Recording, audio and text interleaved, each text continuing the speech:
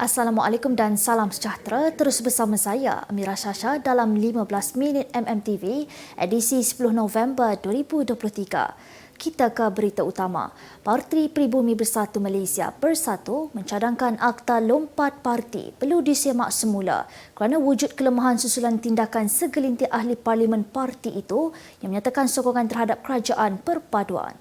Presidennya Tan Sri Muhyiddin Yassin berkata, akta yang diluluskan oleh Parlimen tahun lalu wajar dikaji semula, antaranya mengenai kedudukan Speaker Dewan Rakyat Johari Abdul yang merupakan anggota parti politik. Jelasnya, dalam kes 4 ahli Parlimen Sabah keluar bersatu yang belum diputuskan mahkamah, tetapi Speaker Dewan Rakyat telah memutuskan mereka tidak melanggar undang-undang, menunjukkan putusan boleh dianggap tidak profesional kerana kedudukannya dalam parti.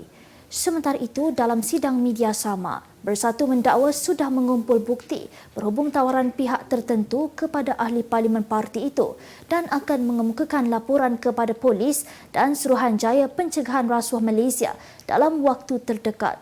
Jelas beliau lagi ada dalam kalangan mereka ditawarkan faedah berbentuk kewangan atau peruntukan sekaligus melanggar peruntukan seperti yang termaktub dalam Akta SPRM.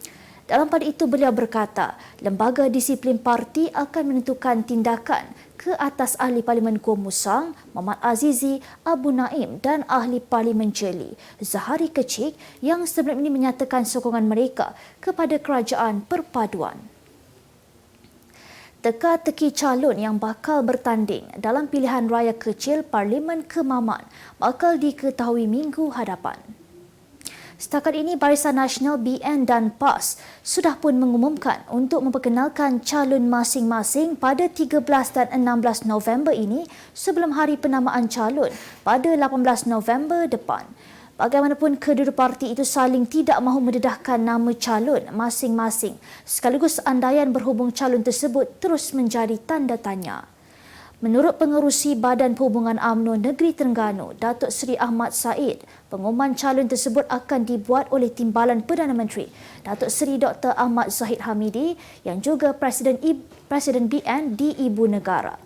Tambahnya lagi, Perdana Menteri Datuk Seri Anwar Ibrahim juga sudah dimaklumkan mengenainya. Sementara itu, Naib Presiden PAS, Datuk Seri Dr. Ahmad Samsuri Mokhtar berkata pengumuman calon PN pula akan dibuat oleh Setiausaha Agung PAS, Datuk Seri Taqiyuddin Hassan atau pimpinan parti itu di peringkat negeri dicukai pada 16 November ini. Terdahulu, Suruhanjaya Pilihan Raya menetapkan hari pengundian bagi PRK Parlimen Kemaman adalah pada 2 Disember, manakala pengundian awal pula ditetapkan pada 28 November. PRK Parlimen Kemaman perlu diadakan susulan keputusan Mahkamah Pilihan Raya Terengganu pada 26 September lepas yang membatalkan kemenangan calon PAS, Cik Alias Hamid pada pilihan raya umum ke-15. Kerajaan bersetuju memberikan tol percuma kepada pengguna lebuh raya sempena perayaan Deepavali bermula 11 November pada pukul 12.01 tengah malam sehingga 12 November pukul 11.59 malam. Kementerian Kerja Raya dalam satu kenyataan berkata pengecualian tol akan diberikan kepada semua jenis kelas kenderaan di semua plaza tol kecuali di plaza tol di sempadan negara iaitu Plaza Tol Bangunan Sultan Iskandar dan Plaza Tol Tanjung Kupang, Johor. Menterinya Datuk Seri Alexander Natalinggi berkata, inisiatif tersebut dilaksanakan bagi meraihkan kesemua rakyat Malaysia, terutamanya masyarakat kaum India yang beragama Hindu yang menyambut perayaan Deepavali. Tambahnya lagi, pemilihan tarikh tersebut bertujuan untuk mengelakkan penumpuan trafik pada hari perjalanan pulang ke kampung dan kembali semula ke bandar. Jelasnya, pengguna lebuh raya juga dinasihatkan untuk mematuhi cadangan jadual waktu perjalanan TTA yang disyorkan. Pengguna lebuh raya boleh menyemak status trafik atau sebarang insiden di lebuh raya yang akan dikemas kini di media sosial rasmi Lembaga Lebuh Raya Malaysia iaitu di Facebook Lembaga Lebuh Raya Malaysia atau di Twitternya secara berkala. Bangunan resort yang runtuh di Pulau Perhentian Besut awal pagi semalam dibina secara haram sejak pelaksanaan Perintah Kawalan Pergerakan pada tahun 2020. Yang di-Pertua Majlis Daerah Besut MDB, Muhammad Sukri Ibrahim berkata, pengusaha resort pernah membuat permohonan untuk mendapatkan kelulusan Pelan Bangunan dan Kebenaran Merancang pada Ogos 2021. Bagaimanapun katanya, mesyuarat jawatan kuasa pusat setempat MDB ke-14 yang diadakan pada 12 September 2021 memutuskan menolak permohonan atas beberapa sebab termasuk gagal mengemukakan pelan secara kekal. Tambahnya lagi, MDB juga menerima ulasan teknikal daripada Jabatan Bomba dan Penyelamat Malaysia yang tidak memperakui kelulusan pelan arkitektural pada 29 Ogos yang lalu.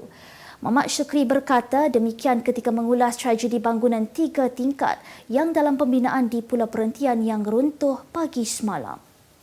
Dalam pada itu, khidmat unit anjing pengesan K9 yang digunakan bagi mengesan seorang lagi mangsa kejadian runtuh bangunan 3 tingkat tersebut.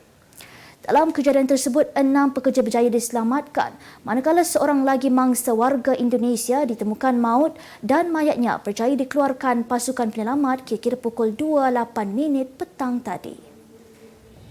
Utusan Malaysia dan Cosmo melancarkan satu lagi produk terbaru. Apa yang ada dalam Iklaneka? Ia adalah platform yang tepat dan efektif untuk mengiklan antaranya pelbagai jenis notis, cautan kosong, hartanah, tender, kenderaan, mencari wali atau waris dan pelbagai lagi. Apa yang anda cari? Semuanya ada di sini. 2 dalam 1. Layari iklaneka.utusan.com.my. Kita kembali lagi. Seorang jurulatih taekwondo berdepan hukuman penjara 100 tahun dan sebatan selepas dituduh di Mahkamah Seksyen Shah Alam hari ini atas kesalahan melakukan amang seksual fizikal terhadap 5 kanak-kanak perempuan pada September hingga Oktober yang lalu. Bagaimanapun, tertuduh Ahmad Munir Zainuddin, 20 tahun, mengaku tidak bersalah atas pertuduhan tersebut selepas dibacakan ke atasnya di hadapan Hakim Rashidah Ghazali. Berdasarkan pertuduhan, jurulatih tersebut didakwa melakukan kesalahan dengan menyentuh dan memegang peha serta kemaluan 4 kanak-kanak berusia 8 hingga 11 tahun dengan maksud seksual. Sementara satu lagi pertuduhan pula berkaitan kesalahan menarik tangan seorang kanak-kanak berusia 7 tahun untuk menyentuh kemaluan tertuduh dengan maksud seksual. Kesemua kesalahan tersebut didakwa berlaku dalam sebuah Dewan Awam Seksyen 24 dan dituduh di bawah Seksyen 14(A) dan Seksyen 14(B) Akta Kesalahan-Kesalahan Seksual Terhadap Kanak-Kanak 2017. Hakim Rashidah Ghazali kemudiannya membenarkan tertuduh diikat jamin RM6,000 dengan seorang penjamin bagi setiap pertuduhan dan menetapkan 14 Disember depan untuk sebutan semula kes. Sama juga seperti orang lain, saya berhak menentukan dengan siapa saya sesuai berkawan, tidak berkawan, tidak semestinya memusuhi. Itu luahan pelakon dan penyanyi Fazura menerusi media sosialnya seolah-olah menjawab pelawaan selebriti dan usahawan Niloufar untuk berdamai selepas dikatakan perang dingin buat belasan tahun. Fazura atau nama penuhnya Nur Fazura Sharifuddin berkata, agenda yang tular kononnya dia sedang berperang dingin dengan individu berkenaan adalah tidak benar dan tidak pasti mengapa digembar-gemburkan. Isteri kepada pelakon Fatah Amin itu menyatakan izin suami harus diberikan keutamaan dengan siapa wajar dia berkawan.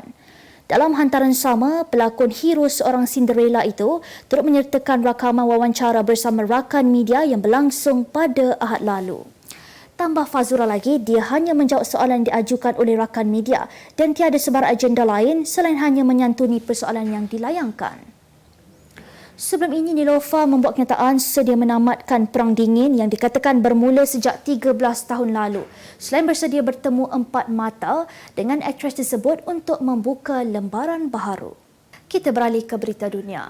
Salah satu karya terhebat Pablo Picasso berjudul Woman with a Watch dijual pada harga RM653.6 juta oleh firma Sotheby's dalam satu lelongan di New York semalam, sekaligus menjadikan harga kedua tertinggi untuk artis seni tersebut.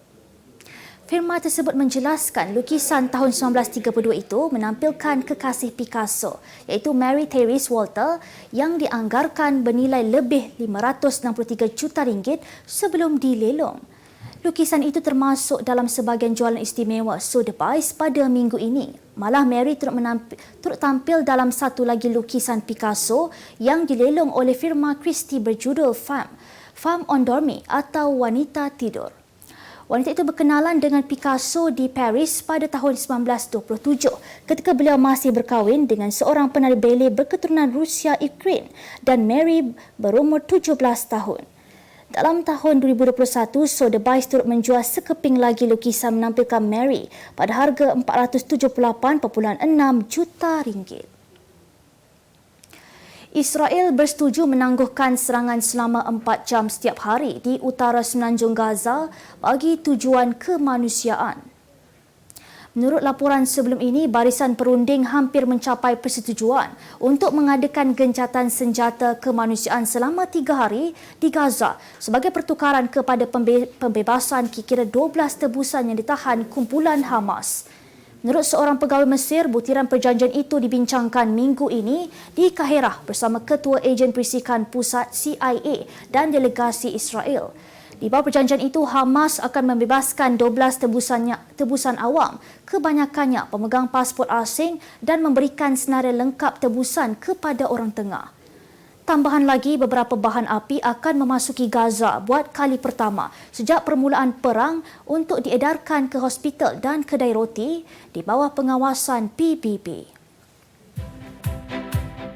Kemas kini pengetahuan anda tentang isu ekonomi dan pasaran. Merangkumi sektor hartanah, perniagaan, keuangan, komoditi, IKS, halal niaga dan dunia korporat. Sentiasa ikuti perkembangan ekonomi semasa di dalam dan luar negara. Semua informasi terkini hanya di hujung jari. Dapatkan edisi ringgit setiap Isnin hanya di Akhbar Utusan Malaysia.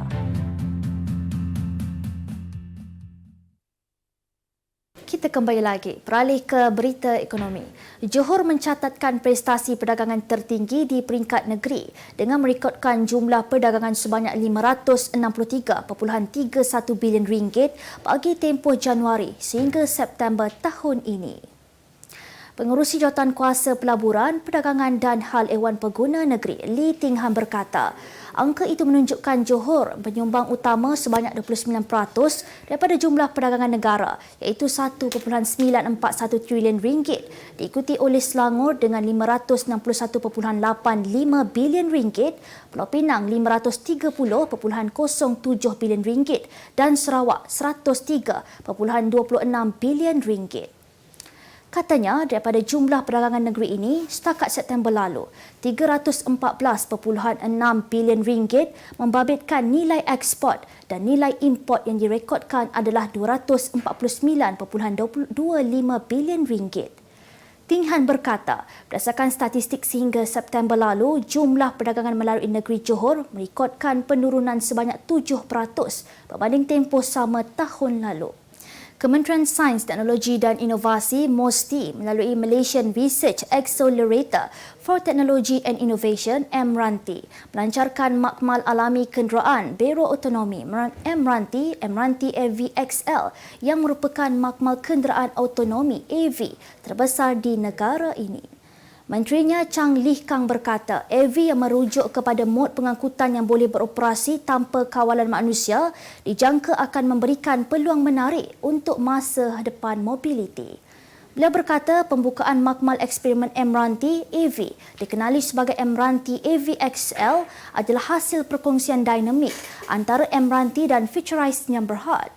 Katanya lagi, makmal itu akan berkhidmat sebagai penggerak di sebalik Sekretariat Laluan Ujian Kenderaan Autonomi Malaysia MyAV dan disokong oleh Kementerian Pengangkutan.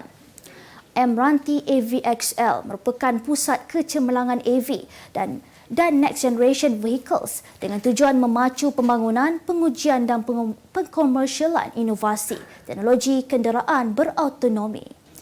Konsep makmal hasil perbincangan bersama pihak industri, agensi kerajaan dan pihak-pihak berkepentingan yang cenderung kepada reka bentuk berpaksikan manusia bagi penciptaan bersama. Kita ke berita sukan. Atlet olahraga negara Shirin Samson Valleyboy percaya catatan 50.95 saat bagi acara lari 400 meter bukanlah sesuatu yang mustahil untuk dicapai dalam usaha untuk melayakkan diri secara merit ke Sukan Olimpik Paris 2024. Itu merupakan had masa kelayakan ke Paris yang dikeluarkan Persekutuan Olahraga Dunia bagi acara 400 meter wanita. 2023 merupakan tahun gemilang buat atlet kelahiran Perak itu apabila bukan sahaja merangkul pingat emas secara 400 meter di Sukan Si Kemboja, namun turut sama merangkul 2 pingat gangsa di Sukan Asia Hangzhou menerusi 400 meter serta kuadrat 4 kali 100 meter. Tambah Shirin, dia mungkin kesentukan waktu untuk cuba melayakkan diri ke tamasya berkenaan memandangkan kalender olahraga di AS hanya akan bermula pada Mac dan tarikh tutup kelayakan ke Sukan Olimpik pula tamat pada 30 Jun 2024. Pengendali Sabah FC Datuk Ong Kim Swee memaklumkan kini skuadnya berada pada tahap terbaik selepas membelasah Haipong FC 4-1 di Stadium Likas malam tadi. Namun tidak mahu anak-anak buahnya mengambil mudah cabaran berdepan dua lagi perlawanan bagi saingan kumpulan H Piala AFC. Tambah Kim Swee, biarpun kemenangan itu membolehkan pasukannya berpeluang cerah melangkah ke peringkat seterusnya, cabaran Hougang United dan PSM Makassar selepas ini tidak boleh dipandang ringan. Katanya lagi skuad The Rhinos perlu mengekalkan momentum dan disiplin ditunjukkan malam tadi dalam berdepan kedua-dua pasukan dari Singapura dan Indonesia itu. Kemenangan 4-1 malam tadi membolehkan Sabah mengumpul 9 mata untuk merampas tangga teratas kumpulan H dari Haipong. Sebagai penutup 15 minit MMTV hari ini, saksikan laporan cuaca esok Sabtu 11 November 2023. Jangan lupa dapatkan akhbar utusan Malaysia dan Kosmo untuk berita-berita terkini dan menyeluruh. Sekian sahaja daripada saya, Amira Shasha. Assalamualaikum dan selamat berhujung minggu.